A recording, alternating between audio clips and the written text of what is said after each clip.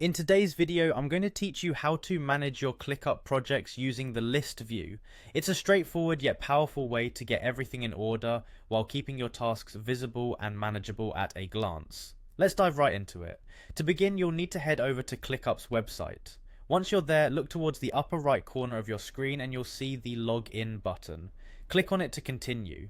At this point, if you typically sign in using your Google account, you have a quick way to do just that.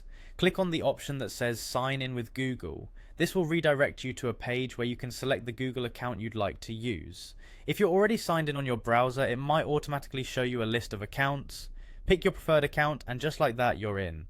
Now, you're ready to navigate back into your projects. Within the ClickUp interface, you'll find a collection of workspaces. Navigate through to the right folder that you are working with. Once there, you want to focus on the list view. This view is particularly useful for seeing all your tasks and items in neat, comprehensible lists. Now, let's talk about grouping.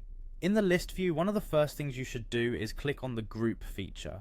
This allows you to categorize your tasks, giving you the option to group by status, which is extremely helpful for tracking progress on each of your tasks. Do you have items that are still in progress or tasks that are in review? Grouping by status will keep all that information perfectly organized.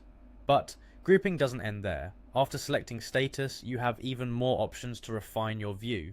Click on the subsequent options available and you're presented with a variety of parameters to choose from, including assignee, priority, tags, or due date. Selecting assignee groups tasks based on who is responsible for what, giving clarity on who's tackling each part of the project. On the other hand, choosing priority can help you sort tasks that need more immediate attention. If you're using tags, it's a nifty way to categorize similar tasks that might belong to different projects. And don't overlook the due date feature, especially for deadline-driven projects. Using these features in ClickUp's list view can significantly enhance your productivity, allowing you to see tasks laid out clearly and logically.